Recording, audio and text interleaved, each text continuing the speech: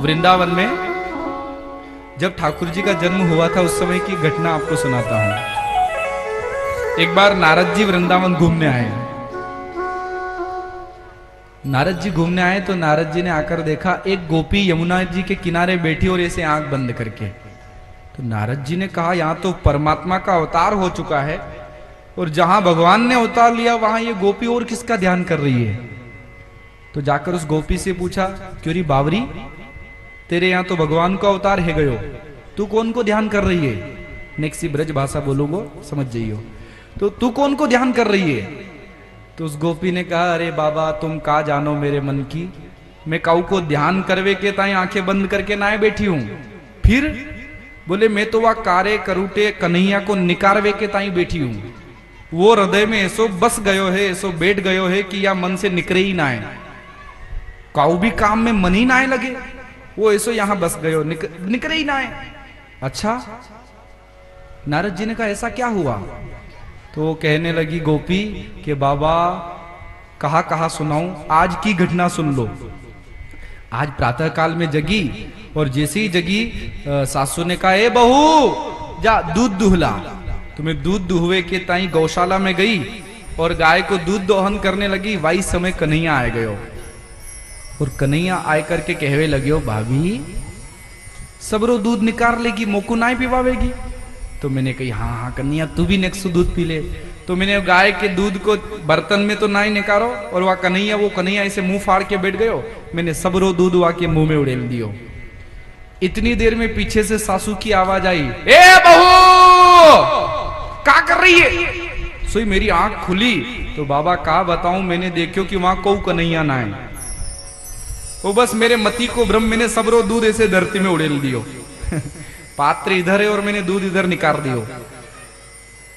100 डांट 100 गालियां सासू मां की सुननी पड़ी। और सुनो बाबा और भी घटनाएं हैं, सुनाऊं का। नारद जी ने कहा हाँ सुना। कहा बात है। बोले वाक्य बाद मेरी सासू मां ने मोते कही कि जा बहू दधि मंथन कर ले। तो मैं दधि मंथन करने के ताई जैसे ही बैठी तो ऐसे ऐसे दधि मंथन कर रही थी।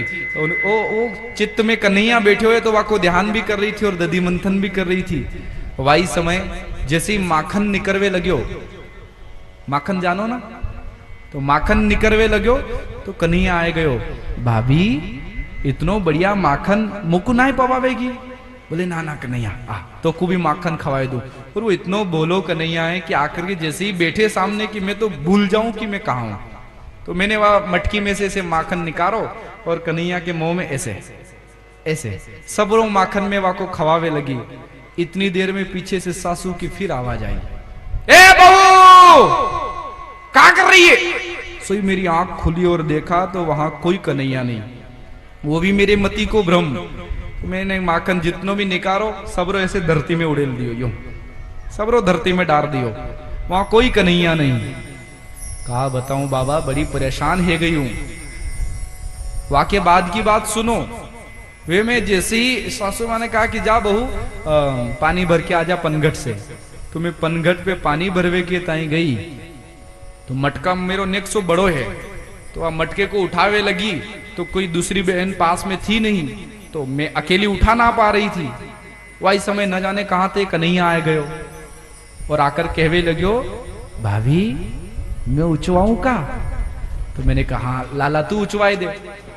तो कन्हैया मेरे पास आयो, ऐसे मटके में हाथ लगायो और मैंने एक तरफ से हाथ लगायो और मटकी जैसे ही उठावे लगी सोई मटकी धड़ाम करके धरती पर गिरी और फूट गई, क्योंकि वहां भी को कन्हैया नाय। वो भी मेरी मती को भ्रम। घर गई तो घर पर जाकर सासू ने फिर 100 गाली सुनाई। अरे बाबरी कहा है गए तुझे, का भांग खावे लग गई है, मेरी ददिया सास के जमाने की मटकी फोड़ करके आ गई।